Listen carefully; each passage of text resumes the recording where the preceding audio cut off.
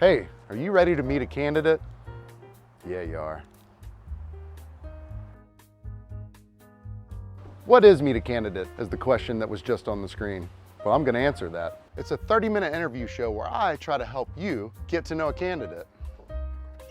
Now, I'm not a journalist. I don't know anything about politics or policy or most other P words for that matter. And most of us don't, honestly. So let me, Paxton, be your proxy, maybe the lens by which you see these candidates so you can make an informed decision. So I'm gonna ask everyone the same basic questions, and with that, I would like to welcome today's guest. Ladies and gentlemen, James Lucas, City Council candidate. How are we doing? Doing good. All right, so I have to ask, why run? Why sacrifice all of your free time? That's a very good question. Because I don't think you have a lot of it already, do you? I don't, but most of the time I do have. I'm spending thinking about what's going on here and how we can fix it and what would make it better. And I think I need to put my money where my mouth is and actually try to do it. What was one of the initial things that sort of sparked your interest, would you say? I've had a lot of people from the island neighbors and everyone else ask me to run, that I should. I'd mentioned it before. I've thought about it for a long time. Yeah. Hey, Crazy train. Crazy train. Little distraction there, but hey, that's Tybee, baby. But yeah, like personal friends ask you, like, hey man, represent us. I grew up next to City Hall. My mom and dad were very active. My mom was with the Chamber of Commerce, worked as a cashier for the city. They owned businesses, a hair salon and a bar, you know. My first ear piercing. They did a lot with the JCs back then. I remember seeing that growing up, and I always respected that. And I thought it was awesome. Like the civil service aspect of it? It would make all the sense in the world for me to sell my house and move away from Tybee, but I love it. You know, it's my home, and I want to do what I can to help and give back. I was going to say that if there's anything to be said for, the ultra local, and that you've been in that house. I've lived on Earth for 42 years. I remember you in that house for most of those years, you know, or all of them really, except for 4 when I went to Florida to work at the port there. Well, so in terms of job and stuff, what have you done for a living up until now?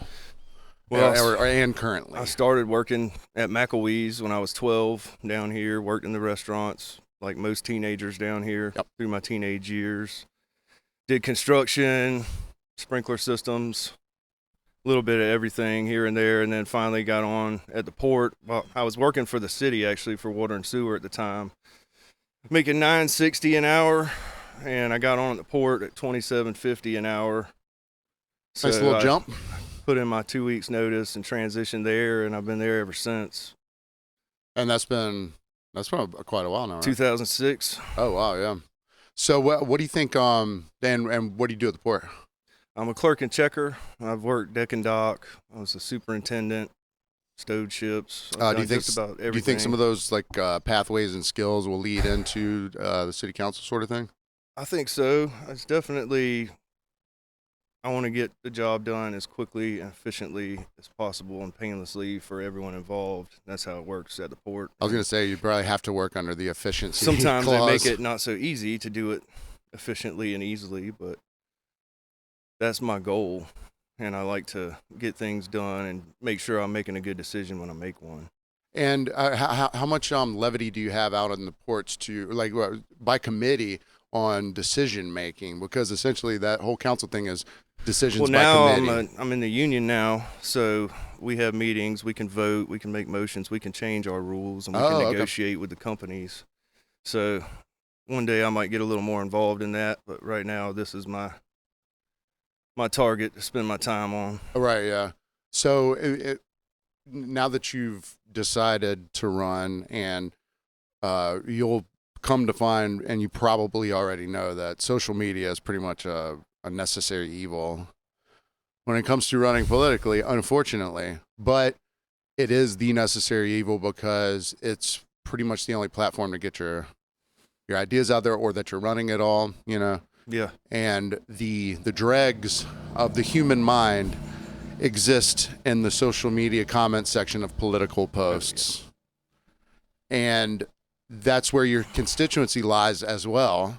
So, and I've asked everyone this, going through that comment section, how are you going to figure out, because the most fringe and crazy ideas get the most boost because more people react and engage with them. Are you going to be more on the streets with your idea gathering? Yeah. I was off Facebook and social media for 4 years up until a couple weeks ago. So the friend request you sent me the other day, that's you? That's me. It's okay. new. All right. I didn't swore it off, but I was told by everyone and their mother that I need to get back on there while I'm running for office to get the word out, which is great. And it was good, it was good information to have. And I think it's been very effective so far. But I think getting the feedback from social media is a good tool. Yeah. It can get blown out of proportion. I prefer face-to-face interaction because if I'm talking to you face-to-face, I see the emotion in your face and how you really feel about something that you don't get when you're looking at what someone's typed. People sit at home all day and they type this and that. There's no nuance. There's no inflection. There's no accountability to your words. You're just saying whatever without being held accountable. Without circumstance, without. And I don't like that. I want to see people get off their phone and get out and meet in person and talk and discuss things. Sure. That's what we're missing. And there's a certain segment of people that are only going to exist within the social media realm when it comes to them trying to. Some people can't get out, and it's good for them. Honestly, some people aren't mobile. They can't get out, and they can't be at certain things, and it's a way for them to stay involved and get intellectually incapable of being in a public space as well, or that, or emotionally, and that's understood. The thing is, and talk about being on the streets with idea exchange and stuff like that. People will still harbor their sort of deep-rooted vicious feelings as they speak to you in public, and that'll temper that a little bit and make the communication a little bit easier. But that's still a process of weeding out what actually means something to them, and not just because they're towing some sort of political line. Because I've talked to this with the other guys about this, where party politics, I think, don't factor into something so local and something so micro as Tybee, and it shouldn't. But people use that as sort of like a moral, starting point. Fine, but and how are you going to navigate if someone is trying to, bring it towards a political stance, like a staunch political stance? When it's like, hey, that doesn't factor in. Yeah, the system we have with two parties, it doesn't give you much of a choice to begin with. Sure. So people have a lot of better ideas than that. And on a local level where we don't have that involved, that's where we can really get things going and make good things happen. Accomplish something. Right. And get it done.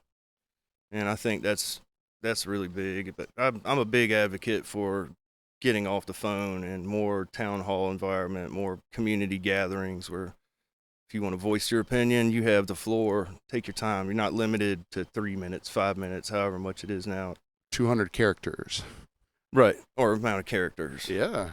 And when you say it, someone knows when you've got tears coming out of your eyes that it really means something to you. Oh, shit. It means something to them. They're speaking the truth. And in the moment, you don't have time to backspace. Right. I don't like what I just said there. Yeah, what's going to cut the hardest here? What's going to dunk on this guy the most, So being on Tybee, what's your recreation? What do you like to do for fun? I like to play guitar. Uh-huh. I do that all the time. Yeah. Normally at work, in my truck, or wherever I can. Do you have to sit in the middle seat so that the guitar? I'll have roll the window down. Can't be raining. I'm kind of really good. I'm the best truck guitarist you've ever. I like playing soccer, tennis, anything with the kids. Do you like going out to drink? I don't drink. Haven't in almost 4 years. Oh, wow. Except maybe one or two here and there. So casually. You get to dodge the biggest hurdle that most other people that are running down here gets to dodge. You don't have to be sitting at a bar. Yeah, I mean. Listening to, you're going to have to be at some bars sometimes, but listening to some drunk person tell you how you should run your shit. Yeah, I mean, you can get a lot from that. You really can.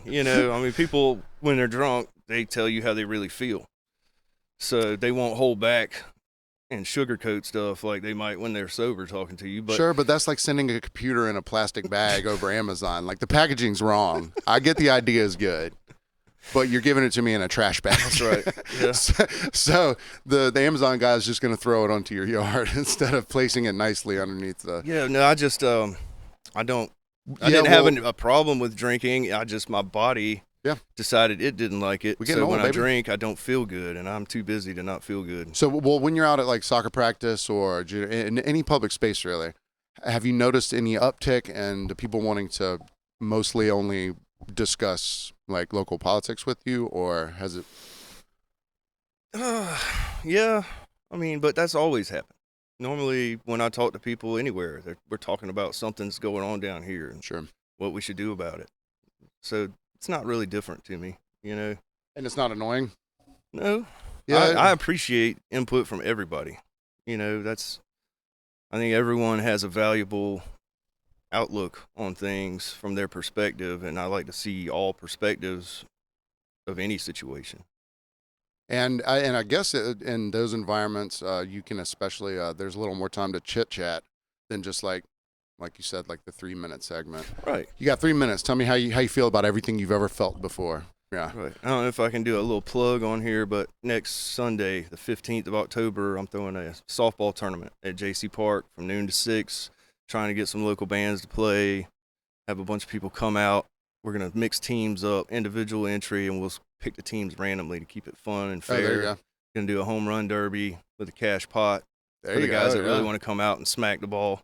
Maybe rock and jock style with different stuff in the field. Like Oh yeah. this one's 3 runs, this one's 5. Oh, yeah. That's I a think good idea. Joel's going to cook hamburgers and hot dogs. And Yeah. anyway, that sort of thing we need more of, I think. And people getting together and talking face to face, in person, having a good time, Bringing together instead of dividing. reaping the benefits of all the labor down here. People work hard on this island just to stay here. and our pure close proximity to each other. And most events we have are geared towards bringing people in from out of town and not for the people who live here and make Yeah. it happen. Yeah, it's like the So- 4th of July's, the Pirate Fest, all I remember that. being a kid, Tybee Jubilee. They used to block the Strand off. They'd have a big stage, and local bands would play, and they'd have bed races. All the restaurants would have tents selling their food. It was really cool. You know, I just want to see more stuff like that. And like I said, the proximity is so is as such that everything's so close that like it's not like people like, oh, I got to drive all the way over here to make it to this event. You know, everyone can make it to something like that if you provide something like that for them. Right. Whether it's a fundraising thing or not, just something community based and driven. Why doesn't the city have a shuttle bus they own to operate for seniors that might need to get somewhere? They could call up and get a ride. That's something else we could Go maybe grab do. prescriptions off island or something. Right. Yeah. You know, service for the locals. Yeah. I was wondering if you were elected, would you implement a service where you would supply like reverse hearing aids for council meetings so you don't have to hear, or like maybe you could implement VR glasses for everyone so they could transcendentally meditate and pretend they're not there, because let's be honest, those council meetings, it's a slog. They're not the sexiest thing in the world. What have you thought about, sitting through one of those things as a person Oh yeah. on the stage? Yeah, it's I've discussed it with several other candidates and current council people, some ideas on how to make it a little more fluent. And fluid. And there's been some good ideas about having like a pre-meeting agenda meeting where council could already meet and discuss how they feel on these topics and have that ironed out ahead of time. So when you get to the floor of the meeting and it's time to do something, it's already worked out and you can go ahead and move on. Yeah, because I mean, I know you're a musician, but most of these other people aren't really jazz musicians, so improvising on the spot up there probably not the best thing. Maybe Yeah, it's not a good look. maybe yeah. You know, when Maybe we get work up out the there chords and before now you we're get to the trying to studio. figure it out when it's time to be voting on it.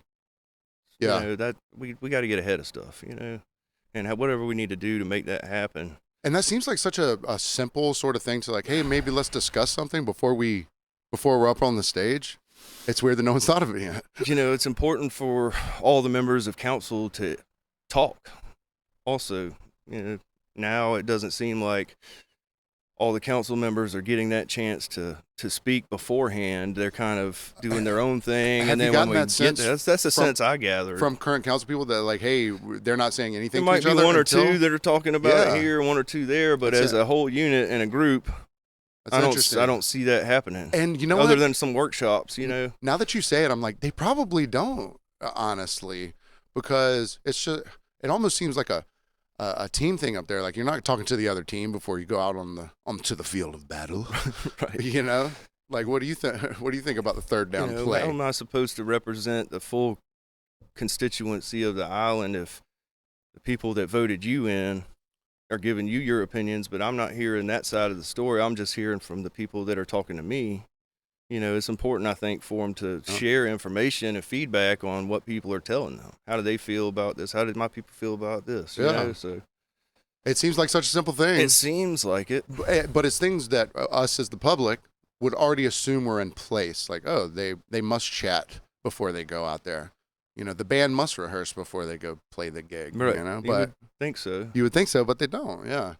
Well, also, if elected, besides like bringing community together instead of dividing it, because it sort of seems like at this point, like there's less to bring community together and more to be like, hey, do this, don't do that. What would be your maybe your top 3 greatest hits of like things you would intend to accomplish? And it doesn't have to be policy stuff, but like one I think would be having everyone speak to each other before getting on. Yeah, that's definitely a big one.